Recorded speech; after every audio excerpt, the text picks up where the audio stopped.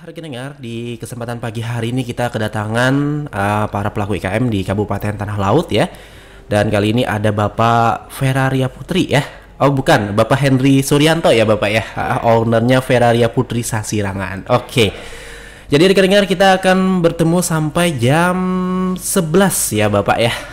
Tapi ini dipermaju kembali ya karena nantinya ada live report ya langsung dari rekan Budi yang ada di lapangan nanti. Oke, rekan dengar, kali ini kita langsung saja ya ke Bapak Henry Suryanto selaku ownernya Feraria Putri Sasirangan. Nah, kenapa nih Pak jadi namanya Feraria Putri Sasirangan? Boleh diceritakan Bapak? Silakan. Ini terima kasih atas waktu dan kesempatannya. Iya. Rekan-rekan pendengar Radio Tuntum Pandang Tanah Laut. Ini kebetulan kami berhadir di acara talkshow ini. Kenapa dikatakan atau dinamakan Feraria Putri Sasirangan? Itu adalah regenerasi. Regenerasi. Oke. Karena kebetulan mulai dari tahun 2014 saya atau dengan ibunya itu sudah mengenal Sasirangan. Sudah mengenal Sasirangan. Tahun 2014 lalu ditingkatkan lagi bekerja sama dengan pihak pemerintah daerah. Kebetulan kami di pemerintah desa atau pemerintah daerah. Daerahnya langsung ya. Pemerintah daerah langsung. Lalu kita adakan pelatihan langsung ke Jogja. Mantap nih ya. Lebih mengenal apa sih Sasirangan sebetulnya. Kalau di daerah Jogja sendiri, di daerah Jawa, itu kan batik Pak ya. Sasirangan juga. Sebetulnya tritik. Tritik namanya. Oke. Di Palembang itu jumputan. Kalau di daerah Banua kita itu Sasirangan. Satu sirang yaitu ditelujur, jadi satu arah. Dan mengandung motif-motif tertentu seperti gigi haruan yang gigi haruan ya. Yang bermakna itu suatu ketajaman pemikiran. Kita harus berpikir cerdas karena kita menghadapi ekonomi kreatif. Iya, betul. Kalau kita kreatif, otomatis ekonomi kita akan berkembang dan juga mengikuti ya Pak ya tentunya ya. Oke, jadi berarti Bapak ini merintis usaha dari tahun 2014 gitu Pak ya. Siap. Dari belajarnya dulu ke Jogja ya kan, yang diinisiasi oleh pemerintah daerah gitu ya Pak ya. Dan juga langsung diikuti oleh ibunya juga ya kan, selaku ya membantulah kegiatan Bapak melakukan Sasirangan ini tadi gitu ya Pak ya. Betulnya basic saya sendiri itu di perkebunan atau pertanian. Setelah kita itu ibaratnya punya prinsip yaitu di mana bumi dipijak, di situ pula langit dijunjung ya. Nah, kita harus mengangkat, kita harus mencarikan ibaratnya kekasan lokal kita. Sebetulnya tanah laut itu punya apa? Iya, harus punya ya Pak ya, kekasan tersendiri. Karena kita menilai sebuah seni itu tidak terbatas, tapi indah. Nah, di situ untuk sekarang daerah-daerah lain itu juga lebih mengedepankan atau sedang mencari ciri khasnya masing-masing ya Pak ya. Daerah masing-masing. Iya, seperti kita juga ya Pak ya. Dan ini ada produksi satu lagi yaitu kondang ya, yang sedang Bapak pakai saat ini. Saya pakai. Iya. Nah, di situ adalah suatu kreativitas kita yang juga dipandu oleh atau diarahkan dari Dinas Tenaga Kerja dan Perindustrian Kabupaten Tanah Laut ya Bapak ya. Pihak-pihak yang mana sekarang semuanya ASN itu diwajibkan memakai kondang. Iya betul, setiap hari Kamis ya. Sasirangan lokal Tanah Laut. Pastinya itu untuk membantu para pelaku IKM juga ya Pak, sebagai pusat promosi juga dari warga masyarakat Tanah Laut ya kan, agar mengetahui kondang ini tersendiri ya. Oke, nah tadi saya belum ketemu nih, kenapa namanya jadi Feraria Putri? Ya, Feraria Putri adalah kita juga regenerasi. Tadi sudah saya sampaikan, kita itu umur sudah semakin panjang, tapi seni itu tidak lepas dan tidak terbatas. Makanya harus ada regenerasi. Walaupun sekarang itu masih menggeluti, masih di casual ya, tapi sudah mengenal, kemarin sudah bisa mendesain kreatif pengembangan motif Sasirangan Tanah Laut yang kebetulan dari tahun 2021 itu dapat kado terindah. Kado terindah. Apa tuh Pak juara kado? Satu. Oh, juara satu. Wah, nanti kita bahas ya Pak ya. Jadi kita di awal ini mulai dulu sejak kapan Bapak memulainya gitu kan? Tadi dari tahun 2014 gitu kan, yang diinisiasi oleh pemerintah daerah gitu ya, dan langsung diberikan pelatihan untuk ke Jogja gitu ya Pak. Dan dari mana nih Bapak mendapatkan inspirasi usaha ini dalam menggeluti Sasirangan Pak? Iya, kita kembali karena kita tuh istilahnya hidup dan makan di daerah Tanah Laut. Kebetulan pada tahun itu, pada saat itu, untuk Sasirangan di Tanah Laut itu dibilang tidak ada sama sekali. Tidak ada sama sekali. Iya, bahkan mengenal ada yang memakai cuma produk dari Banjar. Iya, Banjar, daerah lain Pak ya. Daerah lain. Oke. Di situ beranjak dari situ, lalu ada kunjungan kerja ke daerah Kulon Progo Jogja. Kulon Progo, iya. Itu kunjungan daerah waktu itu masih memegang di BPD ya saya. Jadi ada kunjungan di sana dan kebetulan ketemu di sana itu seorang pemuda. Di sana itu pemuda pelopor yang dulu itu pernah hidup atau tinggal di daerah Rantau. Berarti Banua kita juga ya. Iya, Banua kita juga. Dan di situ beliau itu bisa menciptakan sebuah motif yang pada waktu di Rantau itu. Nah, lalu pulang ke Jawa. Nah, dikembangkan di sana, malah justru sekarang jadi ikonnya Jogja ya Pak ya. Okay. Dan disitulah kolaborasi antara motif yang ada di Banua dengan di Jogja itu sebetulnya hampir sama, mirip kurang lebih aja ya Pak ya. Tergantung dari kekasihnya. Nah, untuk tahun ini yang sedang kita kembangkan, kita desain yang dapat juara itu, kita kolaborasikan sama yang di pemuda pelopor tadi. Dari Sasirangannya tetap kita angkat. Lalu kita desain, kita motivasi dengan motif batiknya. Oke. Jadi dari Feraria Putri ini motifnya apa aja sih Pak sebenarnya? Kalau masalah motif itu beragam, tergantung dari pesanan. Karena kita Sasirangan itu sebetulnya bukan khas Tanah Laut aja sekarang. Kita sudah diakui menjadi kain Nusantara. Oke. Sama kayak batik juga ya Pak ya. Oke. Masalahnya Sasirangan juga batik, tapi batiknya batik khas Tanah Laut. Iya. Untuk daerah Jogja juga macam Bali itu punya khas sendiri-sendiri. Nah, makanya kenapa kita harus tetap mengangkat harkat dan martabat istilahnya lewat seni. Iya, seni. Apalagi sekarang yang sedang dikembangkan itu ekonomi kreatif. Betul. Di mana tadi kita kreatif, pasti ekonomi tersebut akan terbantu. Iya, dengan dampak Covid. Iya. Nah itu pastinya ya kan yang menjadi tantangan besar bagi para pelaku IKM gitu ya Pak ya. Kenapa justru yang IKM atau UMKM itu yang masih tetap bertahan? Nah, karena dia itu tetap berkreatif dan itu bisa dikerjakan di rumah atau rumah industri. Nah, seperti itu. Nah, untuk kedepannya ini secara pribadi saya juga berterima kasih atas dinas yang terkait yang telah tidak ada bosan-bosannya ya untuk membina dan mempromosikan juga. Juga selain kami juga mempromosikan lewat pertemanan atau lewat Facebook dan segala macam.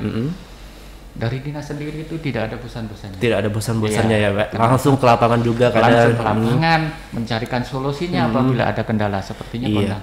Atau kondang itu kan ada beberapa jenis ya sebetulnya. Selain Sasirangan sendiri, peci sendiri dan ada juga ilmunya tersendiri. Ilmunya tersendiri-sendiri ya Pak ya. Ada yang khasnya seperti ini, ada yang bentuknya seperti ini yang mungkin menjadi ciri khasnya masing-masing dari para pelaku IKM yang ada di Tanah Laut Pak ya. Iya, betul. Mungkin dari Bapak Henry sendiri juga berbeda ya Pak dari kondang-kondang yang lain di Tanah Laut gitu kan Pak ya. Iya. Pasti ada ciri khasnya nih ya. Ya, ciri khasnya itu kita tetap mengangkat ya. Karena seringkali saya menyampaikan seni itu indah. Seni itu indah. Ya, bila dipandang dari pojok seninya. Iya. Betul. Kalau dipandang dari pojok dari sudut kesalahannya, itu sebetulnya seni itu tidak ada kesalahannya. Tidak ada kesalahan ya. Tidak ada kesalahan. Oke. Boleh diperdekat Bapak sama mikrofonnya. Betul. Oke. Nah, selain itu juga karena kenapa kondang itu dari Feraria sendiri ada ciri khasnya. Apa tuh ciri khasnya Pak? Ciri khasnya itu sebetulnya kita tidak lepas daripada motif-motif Sasirangan itu sendiri. Oke. Nah, ada gigi haruan. Nah, satu lagi ada jimpitan. Jimpitan. Dulu itu berangkat dari jimpitan. Nah, jimpitan sendiri itu kita kembangkan. Nah, sekarang untuk motif yang sekarang ini ya, yang lagi ngetren ini selain ecoprint yang dari zat warna alam, juga kita mendesain dengan dikolaborasikan dengan batik. Batik juga. Ya. Oke. Ya, kita lindungi itu apa? Untuk menyiasati supaya warna itu lebih lebih lampak ya, lebih cerah gitu ya, lebih cerah, lebih disukai oleh iya, penggemar, lebih menarik lah gitu ya, lebih menarik daripada atau peminat atau pecinta sasirangan. Iya, betul. Nah, kita harus bisa tetap mensiasatinya. Satu, selain dari bordir, juga harus dicolek. Teknik colek juga iya, nih, dicolek ya. Ada teknik baru nih. Iya, baru tahu nih Pak ya. Iya, kalau di Jogja atau di daerah lain itu pewarnaannya itu dengan sistem di blok. Di gimana tuh? Di lilin atau di malam, ya, sesuai dengan warna yang akan dikehendaki. Dari warna putih, kalau sasirangan ini beda, lain tekniknya. Ya, sasirangan tetap untuk tahap pertama, tahap berikutnya yaitu pemalaman atau melilin, ya. Habis itu diwarna, habis itu diadakan pelorotan atau pengukuran malam itu sendiri. Ada beberapa teknik. Jadi ini pengerjaannya malam gitu ya Pak ya? Atau siang juga? Enggak? Tergantung sih. Tergantung siang, cuaca atau gimana nih? Kalau pewarnaan itu sebetulnya ada beberapa jenis, ada intan, trenol, indigo sol, remasol. Wah, mantap deh ya ilmu bapaknya deh. Ada sesuai warna alam sendiri. Nah, kalau indigo sol itu tergantung dari sinar matahari. Memerlukan pada waktu proses itu memerlukan oksidasi atau sinar ultraviolet secara langsung. Nah, kalau remasol kurang lebih juga seperti itu. Sama juga, ya. Nah, jadi kita kembali ke pembicaraan awal. Kenapa kita harus mensiasati dengan dicolek? Kenapa tuh dicolek, Pak? Dicolek sendiri itu kan sudah milik Jogja atau milik istilahnya batik-batik yang lain. Nah, karena sasirangan itu juga dikategorikan sebagai kain Nusantara, tidak lepas daripada itu, daripada kita menghindari dari teknik membordir. Bordir itu kan mesin ya, mesin. Sebetulnya hasilnya lebih indah dan jauh lah dari pengerjaan dengan tangan ya Pak ya. Iya, tapi karena kita mengangkat dari kreativitas handmade-nya, nah, kita untuk kita pasang atau kita siasati dengan teknik pencoletan tadi. Dicolet. Nah, jadi kenapa saya kemarin itu menyebutkan judul atau filosofi itu kain Nusantara bacolet. Iya. Batik colet. Nah, alhamdulillah untuk argumennya dari para juri mensiasatinya yaitu satu tadi perlu digarisbawahi bahwa bordir itu bukan dari handmade, produk mesin ya. Dari produk mesin. Nah, kecuali kerajut. Nah, kita harus dicolet. Nah, hasilnya seperti yang Bapak di kali ini ya, yang lagi Bapak pakai. Wah, mantap nih Pak. Nah, di situ nanti dikembangkan dengan teknik-teknik yang lain. Karena sasirangan itu sekarang tidak monoton, harus itu aja. Harus berkembang juga ya Pak, lebih maju gitu ya. Dan uniknya kalau kita tuh berbicara masalah sasirangan itu tidak dimiliki oleh pembatik dari Jawa. Iya. Karena apa? Karena untuk alat perintangnya sendiri itu benang. Nah, kalau di Jawa atau batik itu kan malam atau lilin. Nah, itu lebih mudah. Ya. Karena untuk proses sasirangan sendiri itu harus dipola, harus didelujur, harus dipisit, harus diwarna baru mendapatkan satu warna yang memang mencolok itu tadi, Pak. Memang tekniknya pelintang tadi. Itu sekedar sekilas dari sasirangan dan ini menjadi ilmu baru Pak bagi para pelaku IKM di Tanah Laut sendiri gitu kan. Jarang-jarang gitu ya ada teknik yang pencolekan tadi. Dan mudah-mudahan bagi para pelaku IKM bisa belajar juga sama Bapak Henry di sini ya gitu ya Bapak ya, bisa menyimak juga nih apa yang diberikan oleh Bapak Henry di sini ya. Jadi kita berbagi ilmu gitu ya Pak ya. Ya, sebetulnya kalau kita berbagi ilmu itu sering kita yang mengadakan workshop. Jadi untuk pelatihan mandiri kita tidak harus mengandalkan dari dana daerah atau pemerintah. Kita harus mandiri. Nah, disitulah kita nanti bisa berkolaborasi antara satu dengan yang lain, pengrajinnya itu dengan pengrajin yang lain ya. Tadi bisa berbagi ilmu. Iya. Ada kekurangannya kita tambah ya, ada kelebihannya kita ambil. Kita ambil ya. Jadi sama-sama belajar gitu ya Pak ya. Kita belajar dan kebetulan tidak hanya di satu tempat. Sekarang di Kecamatan Tambuwal Ngulang itu sudah ada puspronya. Iya, puspronya di pinggir jalan ya, kita dengar ya. Di situ nanti ada workshopnya juga.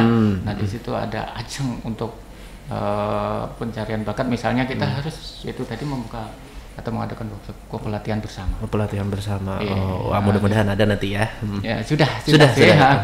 Dan di situ kemarin sudah diadakan Betaringan, teknik Betaringan. Oh, rame ini berarti semuanya Iya. ya. Terus ada juga zat warna alam itu eco-free. Eco-free gitu. ya. Dan pada tahun kemarin itu pelatihan juga membuat atau membuat atau mendesain canting cap yang bahannya dari limbah karton. Limbah karton. Iya, Wah, yang biasanya karton ini kan langsung dibuang gitu aja ya Pak ya. Tapi ini bisa dimanfaatkan juga nih Pak ya. Iya, wah, ini ilmu baru lagi nih rekeningnya. Jadi apapun itu bisa ya Pak ya dibikin ya, termasuk karton itu tadi. Asal ada kemauannya gitu ya Pak. Iya, yang penting kita itu ada kemauannya. Kalau masalah ilmu kita bisa cari. Yang penting satu modal utamanya yaitu kemauan. Kemauan dulu ya. Kalau nggak ada kemauan percuma ya Pak ya. Percuma. Biar dimodali berapa aja. Iya. Kalau tidak ada kemauan atau percuma, rugi sendiri Pak. Rugi sendiri. Ya. Oke, nah jadi proses pembuatannya nih seperti apa Pak dalam keseharian Bapak bersama Ibu gitu atau rekan-rekan semua yang ada di tempat Bapak? Ya. Dalam sehari gitu. Untuk proses pembuatan atau sasirangan dan sasirangan di lingkup rumah tangga itu sendiri. Kita juga melibatkan dari beberapa ibu-ibu di sekitar rumah Bapak ya. Wah, ini jadi berkah nantinya Pak ya. Iya. Amin. Kebetulan ya bukan kebetulan sih. Tahun kemarin itu dicanangkan untuk Desa Martada Baru. Iya. Itu menjadi Desa Sasirangan ya Pak? Sentra Sasirangan. Sentra Sasirangan. Iya, kebetulan di situ ada 6 pengrajin yang ada. Iya. Termasuk Ibu Kadesnya kemarin ya? Iya. Nah, itu. Nah, di situ kita melibatkan banyak ibu-ibu dan termasuk anak saya juga terlibat langsung. Nah, untuk menggeluti yaitu sasirangan. Nah, untuk kesehariannya karena sistemnya tuh freelance, kita dibawa pulang, lalu dikembalikan lagi. Dibawa pulang langsung dikerjakan di rumah di gitu rumah ya? Masing-masing. Nah, terus itu ke tingkat proses selanjutnya, karena ada beberapa proses ya. Iya. Mulai dari pola, menjelujurnya, menyisitnya, lalu pewarnaannya, juga lalu membuka jahitannya. Ada beberapa proses kalau saya. Ada beberapa proses. Itu terbagi beberapa orang gitu Bapak, yang membuat sasirangan ini sendiri. Ada yang menjelujur atau yang gimana gitu? Iya, masing-masing sih. Masing-masing kemampuannya. Ada yang berkemampuan khusus untuk menjelujur, ada yang khusus menyisit, ada yang khusus membuka. Karena kalau misalnya sudah menguasai full semua kegiatan tahapan kegiatan tersebut, itu bisa kita lepas dan kita percayakan. Karena untuk finishing, untuk pembukaan jahitan atau sirangannya sendiri itu nggak bisa main-main ya Pak? Nggak bisa main-main. Iya. Begitu rusak atau robek nggak bisa dipakai. Bisa sih, cuman ya agak gimana gitu ya Pak jadinya. Mungkin menyiasatinya yaitu larinya ke kondang. Iya. Pakai tuh lari ke kondang. Kalau untuk ke baju atau ke busana nggak mungkin ya. Iya. Nah di situ. Jadi untuk proses selanjutnya bisa dibawa pulang. Dibawa pulang, lalu dikembalikan lagi untuk proses selanjutnya. Oh gitu ya. Jadi rekening enak ya Pak ya. Jadi ada ya bisa santai lah di rumah sambil ngerjakan itu tadi ya Pak ya.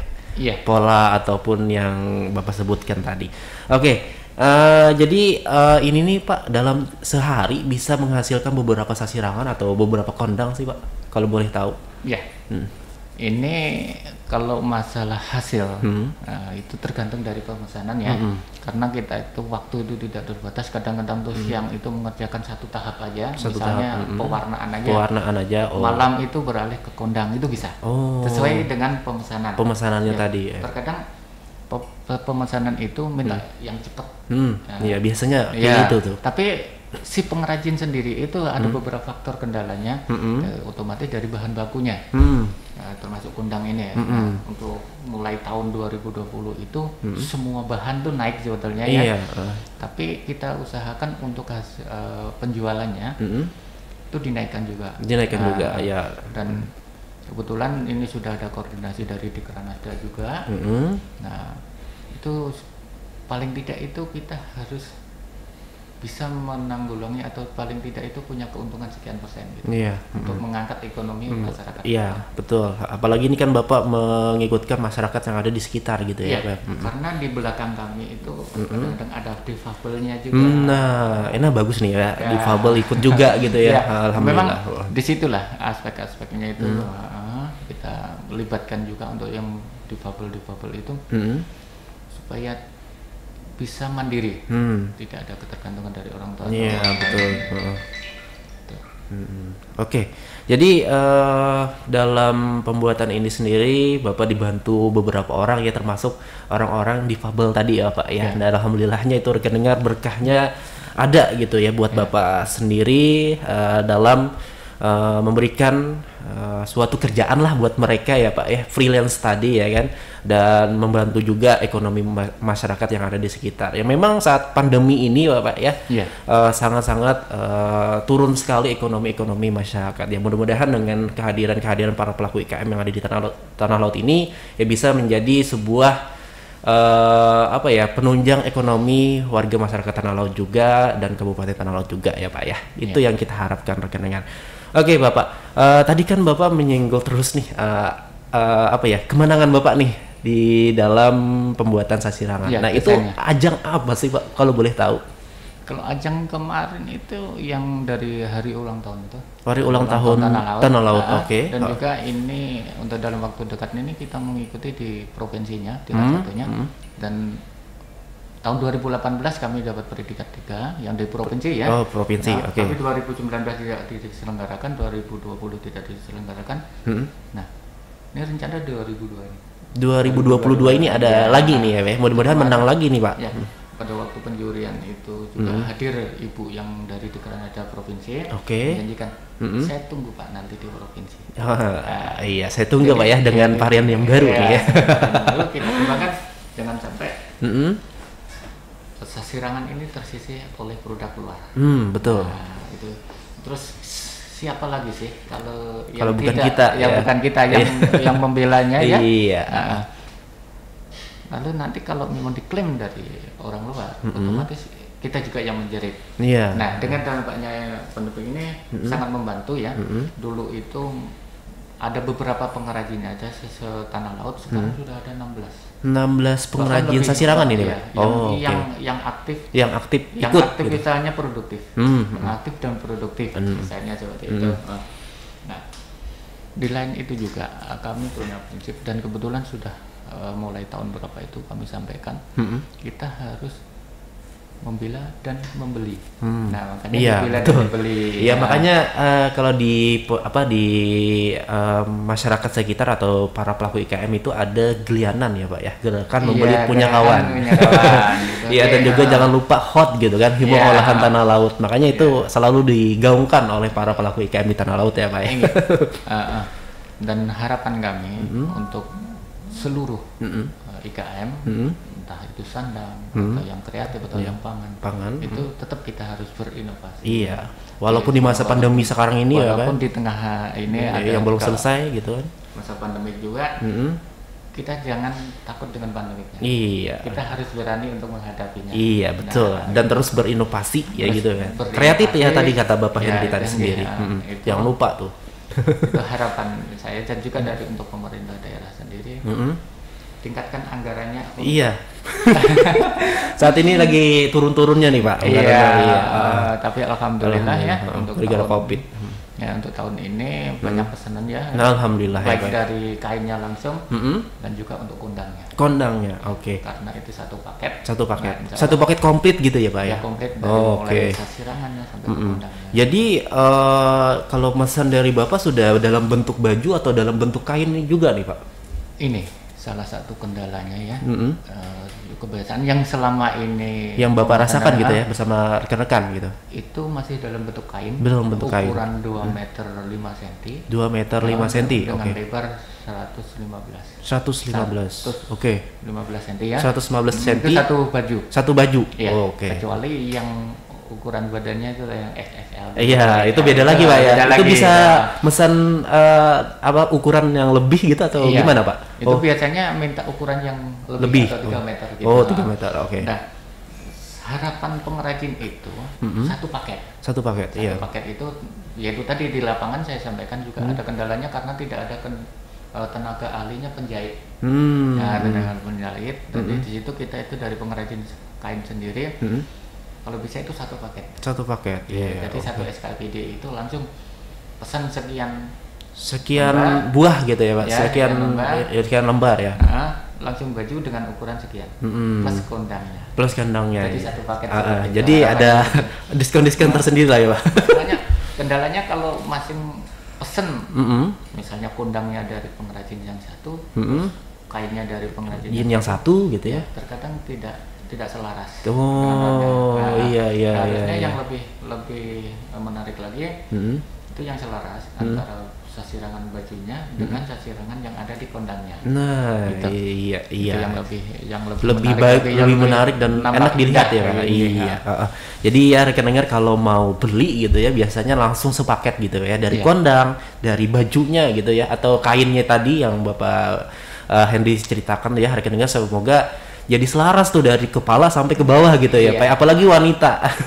Wanita kan biasanya dari baju sampai roknya kan harus sama gitu ya Pak ya warnanya ya kan. Berkesinambungan kita masalah kondang. Nah, ini ada sedikit protes dari para ibu-ibunya. Oke, kenapa? Iya, kita dapat PR untuk mendesain ibu-ibunya kerudungnya. Oh, kerudungnya. Oke. Ada sedikit protes ya, ada sedikit protes. Iri. Kenapa nih bapak-bapak aja nih ya yang dibikinkan gitu kan? Iya. Ini ada sedikit ada PR di situ. Iya. Sampaikan saja, Pak. Ada PR. Ya, tapi untuk kerudung ini ya. Desainnya itu agak bingung juga ya. Iya, susah-susah gampang ya Pak ya. Kalau kondang sih kita enak aja ya Pak. Enak aja ya, karena sudah ada motifnya, ada modelnya, tinggal pengerjaannya dan ilmunya aja. Iya. Tapi kalau kerudung ini apa yang bisa didesain? Iya. Dari muka sampai belakang kan harus juga ya Pak ya, harus penuh dengan motif-motifnya gitu kan. Iya. Itu kemarin pada waktu pertemuan kita hanya berbincang, kita hanya ngopi bareng sama Pak Kadis ya. Oh iya, Pak Mas Turi ya. Pak Mas Turi Sulaiman. Wah, beliau itu mantap pokoknya beliau. Iya, kuakui beliau itu. PR kita sekarang yaitu mendesain kerudung ibu-ibu ya, karena banyak yang protes memang. Kenapa buat bapak-bapak aja gitu ya. Dan satu lagi nih. Ada istilahnya untuk pengrajin ini sebetulnya tidak memandang itu dari mana ya. Karena untuk pengrajin sasirangan sendiri itu tanah laut itu sebetulnya masih kekurangan untuk pengrajin. Oke. Terkadang ada yang masih ya. Iya. Ini masih banyak Pak disampaikan oleh rekan-rekan para pelaku IKM yang datang ke sini Pak. Kita ini masih kekurangan banyak pengrajin. Iya. Ini memang yang menjadi kesulitan kita ya selama ini karena banyaknya pemesanan sendiri ya Pak ya, yang bikin jadi para pelaku yang satu ini jadi kewalahan, yang satunya kewalahan seperti itu yang menjadi sebuah alasan kita ini kurangnya pengrajin itu sendiri. Apakah ada alasan-alasan lain Pak yang mungkin jadi kenapa kita jadi kurang pengrajin di tanah laut Pak? Nah, sebetulnya dari awal saya sampaikan juga kita berbicara masalah seni. Nah, tidak semua orang itu bisa memandang seni tadi. Ada yang berpandang, saya minta yang instan aja. Oke. Nah, gitu.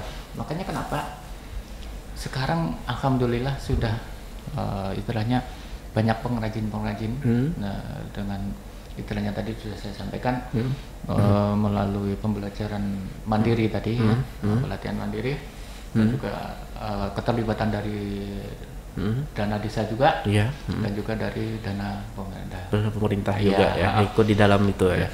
Sebetulnya sudah banyak sih ya. Hampir setiap desa di tanah laut ini sudah mengadakan pelatihan pembuatan kain sasirangan. Hampir semuanya ya Pak ya.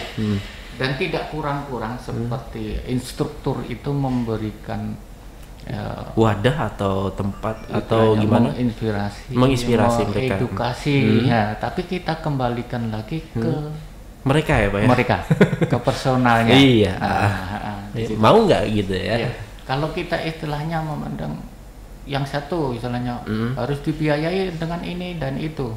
Tapi kalau ya itu tadi kita kembalikan kalau memang tidak ada kemauan dan niat, otomatis tidak bisa terjadi terakomodir ya. Betul sekali. Nah memang ya itu tadi lah masalah modal yang paling utama paling juga Pak ya, karena datang ke sini modal gitu ya biasanya gitu kan. Dan yang lain mungkin selain modal ya kemauan itu tadi nggak ada gitu dari masyarakat yang ada di sekitaran kita ya Pak ya. Mudah-mudahan ini bisa menjadi contoh lah dari Bapak Henry sendiri ya, yang jadi bintang tamu kita di sini, yang bisa menginspirasi Anda semua rekan dengar ya. Oke, Pak, tadi kita berbicara kerudung ya, yang mungkin ibu-ibu yang jadi resah karena melihat kondang itu tadi ya. Nah, tanggapan dari Pak Masturi itu gimana Pak kemarin Pak? Dari pemerintah sendirilah pokoknya. Ya, itu menjadikan PR kita bersama. Karena desain itu tidak cuma harus satu pengrajin, dua pengrajin, itu harus ibaratnya melalui proses. Dan ada beberapa elemen ya yang harus terlibat di situ. Karena kita menciptakan sesuatu itu harus bermakna dan berfilosofinya. Iya, berfilosofi sama kayak kondang ya Pak. Filosofinya ada gitu. Banyak ya kalau filosofinya kita mau bahas masalah kondang ini. Alam jalalah kah katanya gitu. Iya. Keimamannya juga kenapa ada lilitannya juga. Kenapa harus ada betul, ada makna tersendiri ya. Kita harus mengangkat siluet kijang. Kijangnya tadi. Salah satu dari motif khas tanah laut sendiri ya kan. Ada juga anggrek, jagung. Selain anggrek dan jagung. Nah, kebetulan juga semua khas tersebut, motif-motif khas itu saya sendiri yang menciptakan pada waktu itu tahun 2017. 2017 masih dalam binaan Dinas Perdagangan. Dinas Perdagangan. Oh iya. Itu UMKM-nya Bapak ya? Itu masih UMKM. Iya. Kalau gini kan kalau di Disnakerin IKM-nya gitu ya Pak ya. Dari perkembangan dari masa ke masa bertahun-tahun produktivitasnya tinggi dan bisa dipromosikan keluar daerah, makanya kita dinaikkan pendidikan menjadi IKM. Nah, itu juga sesuai dengan modal dan asetnya. Nah, dari asetnya. Nah, kita kembali membicarakan masalah kerudung tadi ya. Ya, ini saya penasaran nih ya, karena banyak ibu-ibu yang protes biasanya. Terus terang sampai sekarang itu masih dalam angan-angan. Angan-angan, Karena apa? Ya itu tadi kita sampaikan juga. Semua elemen itu harus bekerja sama gitu Pak ya. Bekerja sama di situ. Tidak cuma pengrajin aja. Semua itu harus ada dari unsur keagamaan juga kan gitu. Ada historisnya kan. Nah, gitu. Insya Allah lah ibaratnya untuk tahun ini kita sudah bisa mendesain. Mudah-mudahan ya Pak, ditunggu nih ya. Dan mungkin Pak, apa sih yang membedakan produk Bapak dengan produk-produk yang lain mungkin ya, dengan para pelaku IKM di tanah laut dan juga di daerah lain yang mungkin bisa Bapak ceritakan di kesempatan kali ini Pak.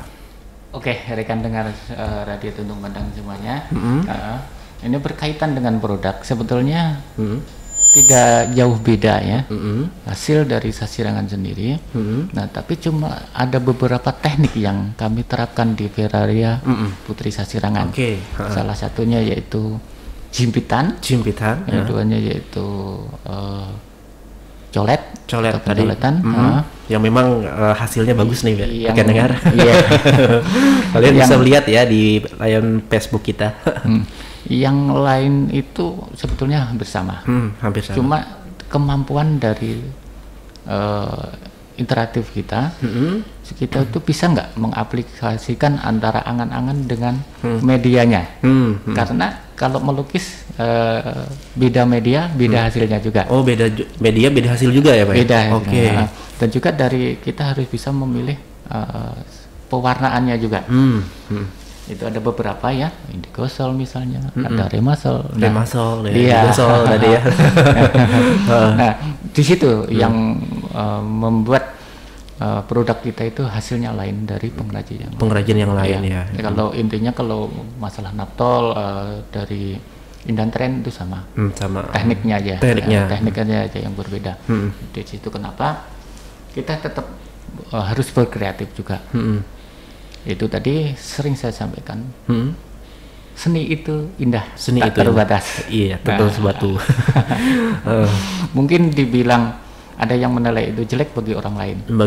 Iya. Ternyata itu susah ya loh. Ternyata kalau kita yang selaku ibaratnya yang memproduksi atau yang mengaplikasikan sendiri, itu adalah suatu hasil karya yang indah. Yang indah ya. Kadang-kadang itu jarang yang ada yang bisa ya gitu ya Pak ya. Kadang-kadang ada ya lukisan itu yang harus sesuai dengan temanya. Ada juga yang lukisan itu yang bertemakan abstrak. Abstrak, oke. Ya, yang abstrak lah pokoknya. Kalian sudah bisa melihat itu semua ya. Ya. Terkadang saya pernah ibaratnya sesirangan ini saya desain dengan teknik airbrush. Airbrush, oke. Airbrush. Tapi dengan zat warnanya itu sama, yaitu kita pakai yang naptol aja. Oh, naptol. Nah, hasilnya bagus, tapi tekniknya sangat ribet. Sangat ribet. Iya. Karena dari kalau airbrush itu yang dipakai itu minyak ya, ini kan air. Nah jadi jarumnya itu sering buntu, itu aja sih. Oh, jarumnya sering buntu. Jadi hasilnya kurang maksimal dan saya cukup memproduksi itu ada beberapa lembar aja. Yang penting kita itu sudah pernah mencoba. Yang penting intinya mencoba aja dulu ya Pak ya. Intinya harus berani mencoba. Iya, kalau nggak berani mencoba percuma juga. Untuk teknik selanjutnya yaitu kita masuk ke pencoletan tadi. Iya, pencoletan tadi yang memang jarang juga dilakukan oleh para pegiat IKM juga ya Pak ya di Tanah Laut sendiri. Karena untuk teknik pencoletan sendiri itu ada beberapa hal yang harus dikuasai. Oh, oke. Yang ada dikuasai diantaranya yaitu kecermatan, ketelitian, dan juga harus kedisiplinan untuk kita mengatur batin kita juga. Oh, itu. Siap.